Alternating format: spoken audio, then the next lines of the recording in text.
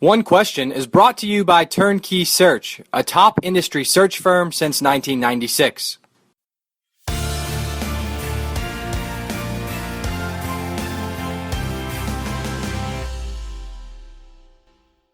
Oklahoma Athletic Director Joe Castiglione is on One Question today. We've got a couple of items to knock out with Joe. He's getting ready to head to Phoenix for the men's basketball Final Four tomorrow. And Joe, let's start there. So you spent 5 years on the men's basketball selection committee. You were chair last year, the 15 and 16 academic year. I actually want to go at this from a different angle. How much relief do you feel once you've sat there at the championship game on Monday night and it's over and your 5-year stint and your tenure as chair is done? Is there a wave of that was a hell of a lot of fun, but man, it's a relief not to have to do this anymore? Perhaps from the sleep deprivation standpoint, there might be.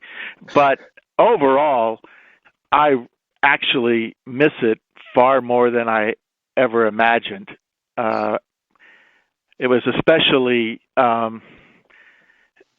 challenging during the last week or two of the season and on into selection week, as I vividly recalled the preparation that took place throughout the entire season, but how it culminated in the selection room, and most notably the relationships that develop with such a wonderful group of people on the committee. More than anything, that's what I missed the most, just being in the room with them as they work through deliberations on the selection, the seating, and ultimately the bracketing. When you're the chair and you have this interview coming up once the bracket has been released with Greg Gumbel and Seth Davis and the crew, do you prepare for that conversation? And you've been an athletic director for a long time. You've done speech after speech. You've done interview after interview. But did you prepare for that conversation in that moment any differently than you would have for any other conversation with the media? Absolutely. It's different because of the short amount of time the chair has to convey critical information in response to the unforeseen questions that the chairman gets. And, for time leading up to that, and, before the selection week, started going over the possible types of questions that they may ask, even though we hadn't done anything on selection or seeding or the ultimate bracket. It's hard to anticipate, exactly how that would turn out, but the typical types of questions that they would ask. And then, just before we went to the show, we looked at the bracket and tried to see where they might question one thing or the other. And so that's a little bit of guesswork. Some of the questions we anticipated they asked, and then, of course, when the chairman's sitting at the desk and live TV, you just have to accept what comes at you. And that was a great experience. And I tried to give them is succinct, but an information-based versus a philosophical-based answer. We intentionally spent a great deal of time throughout the entire season talking about the key elements of the evaluation process. So it wasn't just subjective philosophy; it was how committee would value certain things that made up an individual team's profile and how that team compared to others, et cetera. But then when you get into the actual process itself, they want to know why, and you can't spend all the time explaining why on every one of those. So you have to pick and choose what what you think would get closest to answering their question, because again, it's live TV. You don't get a chance to go back and say, re-rack that video. We'd like to start over. And even that is difficult because the chair is representing the vote of the committee. Sometimes, the people see that as an answer for one person, and it's really more the answer for how the committee viewed something. And so again, we try to do as best we could to prepare through anticipating, and then see what we could say going beyond. We've spent a lot more time in the years I've been on the committee trying to create more transparency. There are certain questions, obviously, you can't meet everybody's answer, but you try to get as close to giving them accurate information.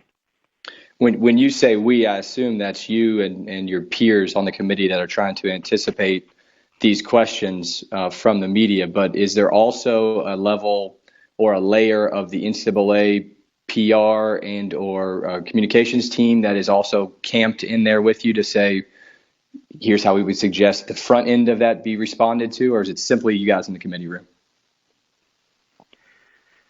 It's a team effort for sure. The NCAA staff led by Dan Gavitt, the incredible support we get with others that are directly locked to the process, Joanne Scott and David Warlock and L.J. Wright and others. They are outstanding. And, of course, they have years of experience. And they've sat in the room through the entire process, from the beginning of the basketball season till that point in time during selection week. And, of course, as the the NCAA basketball committee historically, does more than just select, seed, or bracket the teams. There's oversight of the entire NCAA basketball tournament, which includes site selection to managing the various venues to the student athlete experience and involvement in the television contract.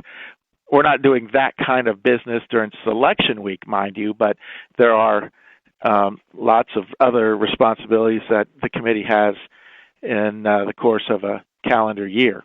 And so we're very, very close in working with the NCAA staff, so everything we do is done collectively. And I say we because it truly is a team effort.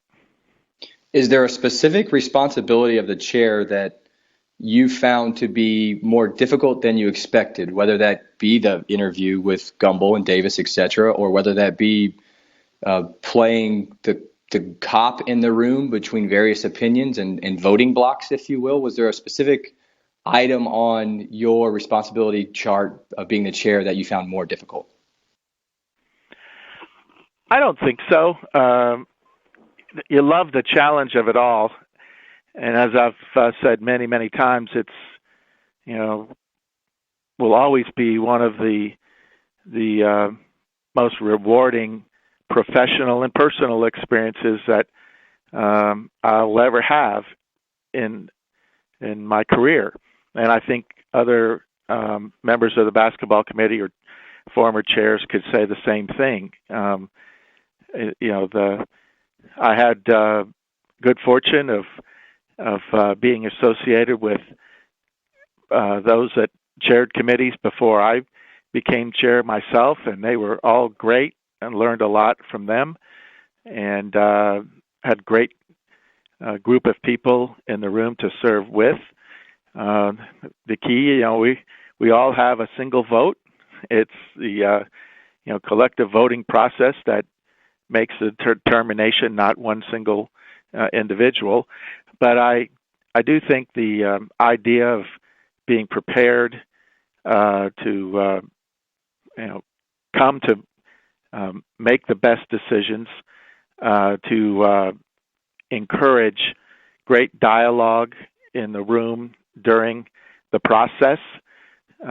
We really worked hard to make sure that people were speaking, telling what's on their mind, how they view something versus the other, and everybody's input mattered. We didn't want anybody just sitting and listening all the time. It's just important to speak about what you've seen during the course of the year, how you view it, and that make sure that all the monitoring that was done throughout the season was that information was conveyed properly and thoroughly, so others could include that in their own thinking of what, comparing to what they saw themselves. So, I think all those kinds of things, helped make the process stronger.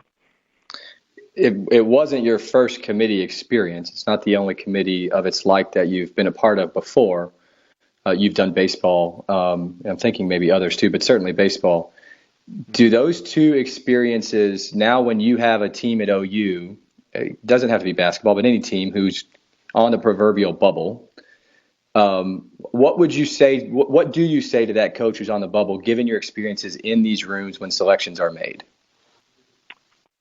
Well, it's helped talk about how we would prepare ourselves well before the season ever begins. And from that standpoint, the athletic director coach relationship probably would center more around proper scheduling, because the quality of the schedule does matter. And it's been a very important point that we've made for a long, long time. Even, I guess, going back way before I was on the basketball committee, but understanding the process, in given sports of what people are going to consider when weighing the selection of one team versus the other, and head-to-head competition and the results of that competition do matter. Years ago, it used to be perhaps centered around a team with a high winning percentage, and you'd look solely at the record and believe it directly correlated with a great team. Well, it more through time, people have looked at who a various team played, how they played, where was the game played, and a variety of other factors that figure into the outcome, and try to give more credence to those teams that have played a stronger schedule versus others.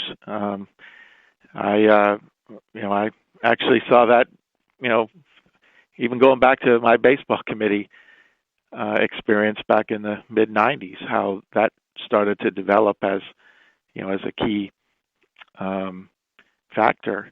So whether you look at it from a football standpoint, during the previous era of the BCS to now what we have in the college football playoff era, to how it impacts scheduling, be it basketball, or any of the other sports. And some sports have different ways of measuring success. Certainly gymnastics, while one might look at a competitive head-to-head record, the qualifying is done a lot through the scoring itself.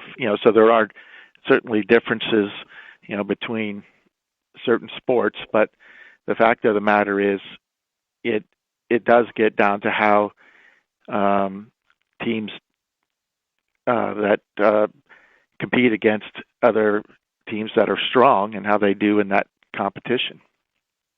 And that's today's One Question, brought to you by Turnkey Search, a top industry search firm since 1996. One Question is designed to give D1 Ticker subscribers valuable insights on how executive leaders in college athletics think about key issues on their respective campuses, in their departments, or within their leagues and conferences. One Question is brought to you by Turnkey Search, a top industry search firm since 1996.